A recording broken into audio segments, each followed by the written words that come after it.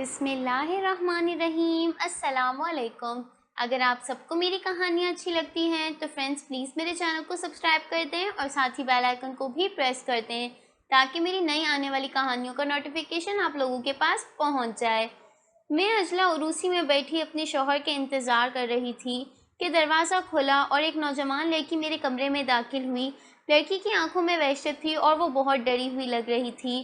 مجھے ایسا لگا جیسے وہ مجھ سے کچھ کہنا چاہتی ہو، مگر وہ بنا بولے ہی آگے بڑھتی رہی۔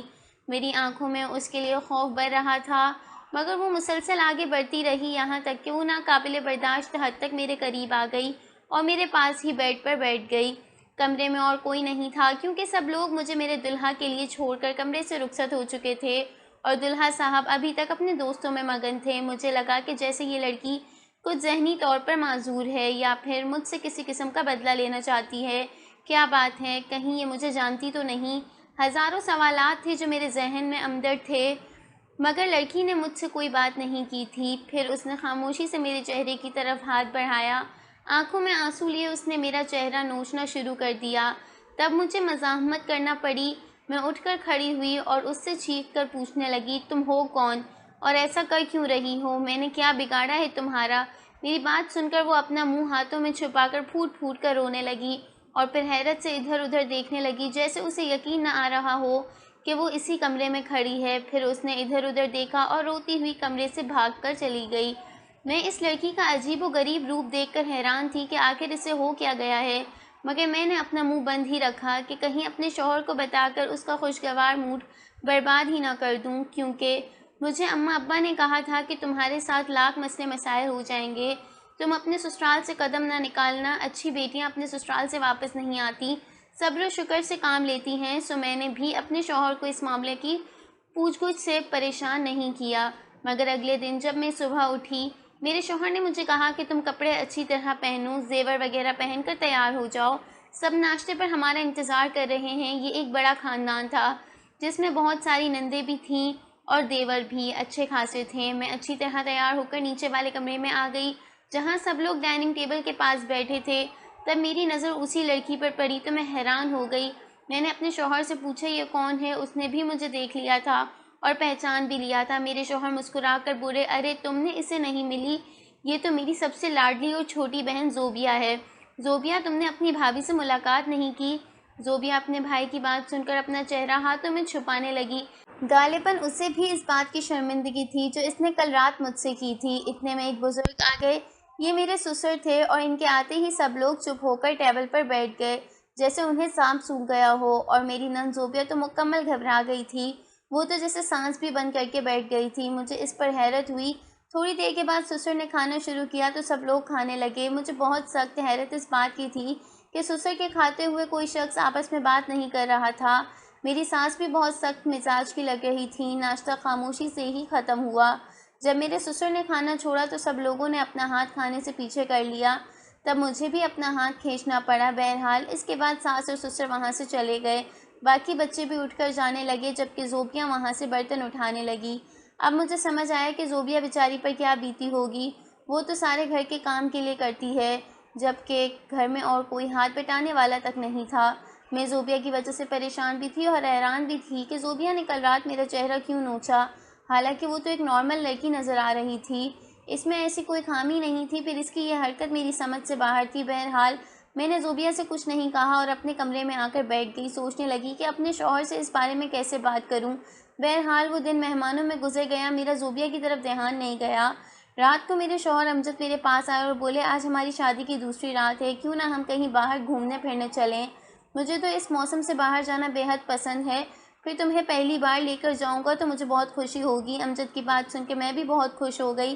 میں نے سوچا کہ میں تیار ہونے چلی جاتی ہوں، شادی کا دوسرا دن ہے، ایسے پھیکے منہ چلنا اچھی بات نہیں۔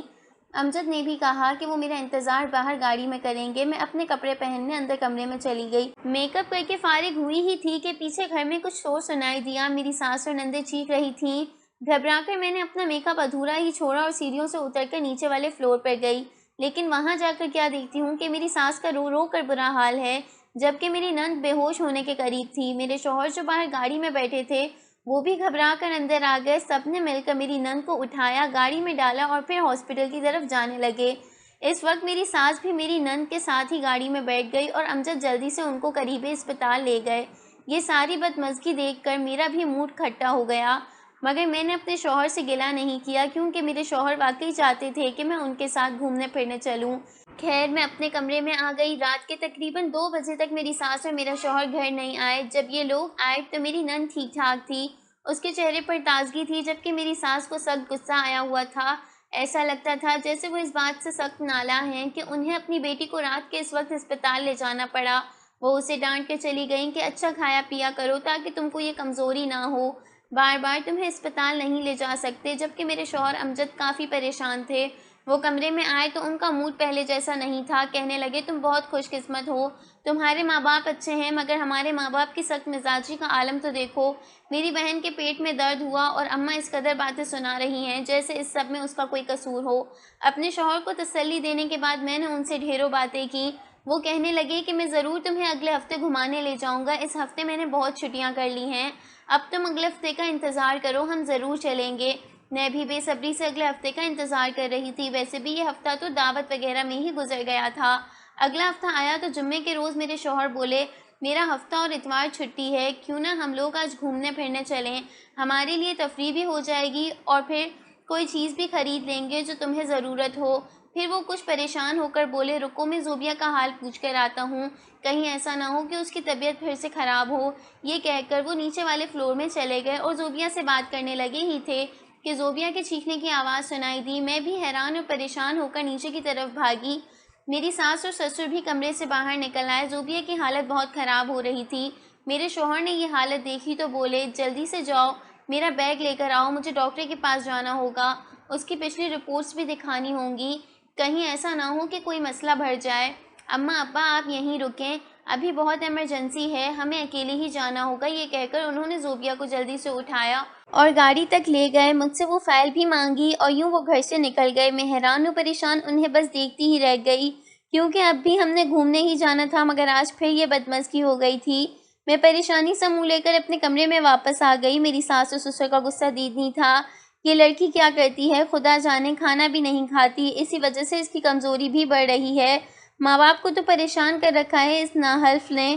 میری ساس کی باتیں سن کر میں سمجھ گئی تھی کہ وہ زوبیہ کو کچھ خاص پسند نہیں کرتی تھیں۔ پھر میں واپس اپنے کمرے میں آ گئی۔ مجھے یہ دیکھ کر سخت حیرت ہوئی کہ میرے کمرے سے سب کچھ قیمتی زیورات غائب تھے اور میرے کچھ اچھے جوڑے بھی الماری میں نہیں تھے۔ یہ دیکھ کر مجھے حیرت کا ایک جھٹکا سا لگا تھا۔ میں نے ساری الماری ڈھونڈ لی کہ شاید مجھے اپنے کپڑوں اور زیورات سے کہیں نہ کہیں مل جائیں، لیکن وہ کہیں بھی نہیں ملے۔ سب جگہوں پر دیکھ لیا، کمرہ بالکل خالی تھا۔ میں نے کسی سے کوئی بات نہیں کی، شاید اس لیے کہ ہمیشہ کی طرح میں صبر سے کام لینا چاہتی تھی۔ میں اپنے شوہر کا انتظار کرنے لگی مگر رات کے 10 بج گئے، میرے شوہر اور زوبیہ گھر واپس نہیں آئے۔ تب میری ساس میرے کمرے میں آئی اور ادھر ادھر دیکھتے ہوئے بولی بیٹی تمہارا زیور اور کپڑے کہاں گئے؟ امی جان یہیں کہیں رکھے ہوں گے۔ میں نے ڈرتے ہوئے جواب دیا۔ بظاہر تو میں لاپرواہی سی نظر آ رہی تھی مگر دل میں میرے بہت زیادہ پریشانی تھی کہ میں اپنے زیورات کہاں سے ڈھونڈوں گی۔ میری ساس تو مجھ پر ہی شک کریں گی، لیکن اب ان کے سامنے یہ سارا پول بھی کھل گیا تھا کہ میرے زیورات اور کپڑے کمرے میں موجود نہیں ہیں۔ انہوں نے غصے سے ایک نظر مجھے دیکھا اور بولی میں اچھی طرح جانتی ہوں کہ اس کمرے میں تمہارے قیمتی زیورات نہیں ہیں، اب بتاؤ کہاں چھوڑے ہیں؟ ساس کا غصہ دیکھ کر میں ڈر گئی۔ امی جان مجھے نہیں پتا، میں تو ابھی کمرے میں آئی ہوں، دیکھا تو سب کچھ بکھرا پڑا تھا، میں نے ایک بھی چیز یہاں سے نہیں ہلائی۔ میری بات پر انہوں نے کچھ نہ کہا اور خاموشی سے واپس چلی گئیں۔ رات بھر میں نے اپنے شوہر کا انتظار کیا مگر وہ نہیں آئے، یہاں تک کہ میرے ساس سسر کو بھی پریشانی ہونے لگی۔ تب اچانک فون کی گھنٹی بجی۔ میرے سسر نے فون اٹھایا، سامنے والے نے نہ جانے کیا کہا کہ ان کا رنگ اترتا چلا گیا۔ میرے سسر واپس آ کر کرسی پر بیٹھ گئے۔ ڈائننگ ٹیبل کے ساتھ لگی کرسی پر بیٹھے میرے ساس سسر دونوں بہت ہی پریشان لگ رہے تھے۔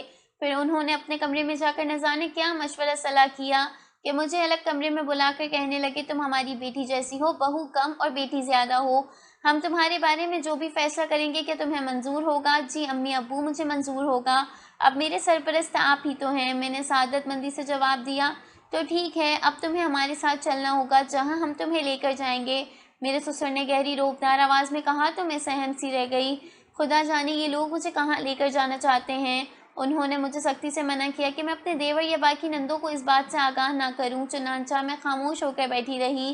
رات کے تقریباً 1 بجے ہوں گے جب میری ساس میرے کمرے میں آئیں۔ اٹھو بیٹی، ہمیں چلنا ہوگا۔ ان کی بات سن کر میں ہڑبڑا کر اٹھ بیٹھی۔ ابھی اس وقت کہاں اماں جی؟ اور کتنی دیر کے لیے؟ ہمیشہ کے لیے؟ جب تک تمہارے سسر یہ نہیں کہتے کہ ہمیں واپس چلنا ہے تب تک ہم واپس نہیں آئیں گے۔ تم شاباش، جلدی سے اٹھو، تیار ہو جاؤ۔ میری ساس نے حکم دیا۔ میں اٹھ کر تیار ہونے لگی، اپنا سامان وغیرہ بھی باندھ لیا۔ میرا دل زور زور سے دھڑک رہا تھا۔ میں جانتی نہیں تھی کہ مجھے کیا کرنا ہوگا اور میری ساس مجھے کہاں لے جا رہی ہیں۔ تھوڑی ہی دیر میں ایک گاڑی ہمیں لینے آ گئی۔ میں، میری ساس اور میرے سسر گاڑی میں بیٹھے اور یوں خاموشی سے ایک انجان سفر کا آغاز ہو گیا۔ کافی دیر ڈرائیو کرنے کے بعد میرے سسر نے پرانے سے گھر کے آگے گاڑی روکی جس میں سے ایک بوڑھا آدمی باہر نکلا۔ اس نے میری ساس سسر کو سلام کیا اور ہم لوگوں کو اندر لے کر گیا۔ ہم لوگ اندر بیٹھتے ہی پریشانی سے ادھر ادھر دیکھ رہے تھے۔ جب وہ آدمی کھانا لیے اندر داخل ہوا تو وہ میرے سسر کو جاننے والا تھا۔ میری ساس نے اسے میرے بارے میں بتایا۔ تب اس بوڑھے کی چھوٹی سی بیٹی آئی اور مجھے لے کر اوپر والے کمرے میں جانے کا کہا۔ میں اس کے ساتھ اپنے کمرے میں آ گئی جو شاید ہم لوگوں کے لیے پہلے سے تیار کیا گیا تھا۔ میری ساس اور سسر دوسرے کمرے میں سو گئے جبکہ میں اس کمرے میں اکیلی اپنے شوہر کو یاد کر کے آنسو بہانے لگی۔ سمجھ میں نہیں آ رہا تھا کہ وہ مجھے اکیلا چھوڑ کر کہاں چلے گئے ہیں۔ تب میری ساس میرے کمرے میں آئیں اور مجھے تسلی دیتے ہوئے کہنے لگی، بیٹی تم فکر نہیں کرو، میں تمہارے لیے کوئی نہ کوئی بندوبست ضرور کروں گی۔ تم ہماری ذمہ داری ہو، جب تک ہم زندہ ہیں تمہیں کچھ نہیں ہوگا۔ ساس کی بات سن کر مجھے عجیب سا لگا، گویا میرا شوہر مجھے اپنی ذمہ داری نہیں سمجھتا۔ یہی دل میں سوچ رہی تھی کہ ایک بار پھر سے سسر کو فون آ گیا۔ یہ فون دیکھتے ہی میری ساس بھی بھاگ کر سسر کے پاس پہنچی اور دونوں نے کمرہ اندر سے بند کر لیا۔ نہ جانے کیوں مجھے تجسس سا ہوا، میں کمرے کے پاس جا کر دروازے کے باہر کھڑی ہو گئی اور ان کی باتیں سننے لگی۔ حالانکہ ایسا کرنا تو نہیں چاہیے مگر میں اپنی تجسس کے ہاتھوں مجبور ہو گئی تھی۔ میں نے دونوں کی باتیں سننے کی کوشش کی۔ یہ میرے ہی بارے میں اپنے بیٹے سے بات کر رہے تھے۔ میرے سسر غصے سے گرجتے ہوئے بولے، جب تک تو اس خبیثہ کو لے کر گھر واپس نہیں آ جاتا ہم تمہاری دلہن کا پتہ نہیں بتائیں گے۔ ساری زندگی ڈھونڈتے رہو گے پھر بھی نہ ہم تم کو ملیں گے اور نہ ہی تمہاری بیوی ملے گی۔ اگر تم اپنی خیریت چاہتے ہو تو جلدی سے اس کو لے کر گھر واپس آ جاؤ ورنہ ہم سے برا کوئی نہ ہوگا۔ میں نے جب یہ سنا تو میری روح تک کانپ گئی۔ تو کیا میرا شوہر اور نند جان بوجھ کر گھر سے نکلے تھے؟ اور یہ کہ میری نند کو کوئی بیماری نہ تھی، یہ سوچ کر ہی میرا دماغ پھٹنے لگا۔ کیا وہ واقعی میری نند تھی بھی کہ نہیں؟ یہ خیال میرے ذہن میں آتے ہی میں نے استغفار کہا۔ اور وہ تو دونوں سگے بھائی بہن تھے۔ ان کی بچپن کی تصویریں بھی میں دیکھ چکی تھی جبکہ ان لوگوں کے چہرے بھی ایک جیسے تھے۔ اف خدایا، مجھے ایسا شک نہیں کرنا چاہیے۔ تب میں نے یہ صورتحال جان کر ایک انوکھا فیصلہ کیا۔ اگلے دن اسی بوڑھے آدمی کی بیٹی کی مدد سے میں نے اپنے شوہر کو فون کیا۔ امجد میری آواز سن کر جذباتی ہو گئے، کہنے لگے، میں تو یقین نہیں کر پا رہا کہ تم نے مجھے فون کیا ہے۔ میں جانتا ہوں تم ان حالات میں مجھے بہت زیادہ غلط فہمیوں کا شکار ہو چکی ہوگی مگر میں تمہارا ہر مسئلہ حل کر دوں گا۔ تم ایسا کرو اگلی ہی گاڑی پکڑو اور میرے ساتھ ساہیوال آ جاؤ۔ ساہیوال والی گاڑی پر بیٹھو، میں تمہیں لینے کے لیے خود اسٹیشن پر آؤں گا۔ یہاں آ کر تم کو ساری بات بتاؤں گا۔ اپنے شوہر کی بات سن کر میں نے کچھ نہ سوچا۔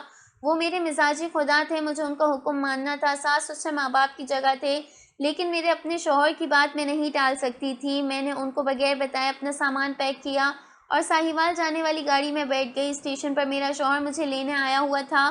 ان کو دیکھتے ہی میں رو پڑی۔ میں نے پورا ہفتہ ان کے بغیر گزارا تھا۔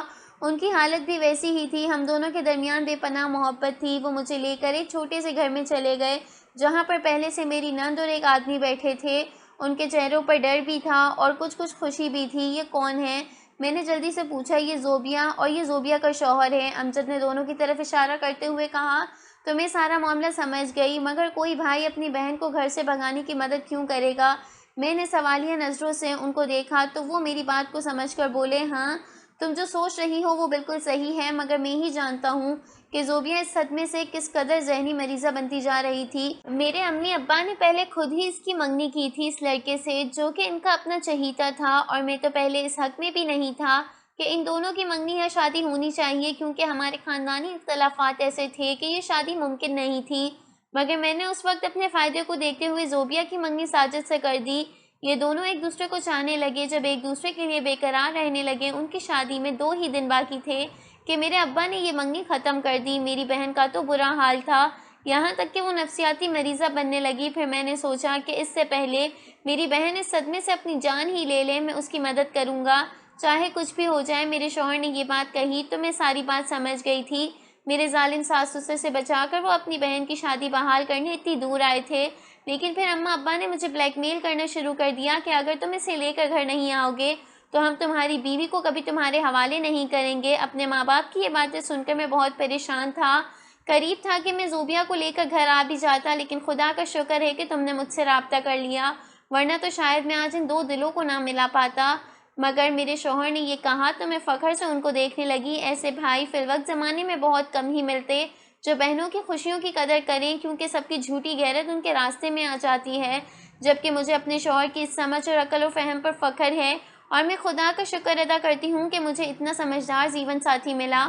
اب ہم دونوں واپس اسی شہر میں ہیں، لیکن ابھی تک اپنے ساس سسر سے رابطہ نہیں کیا کہ مبادا وہ ہمیں قبول کریں یا نہ کریں۔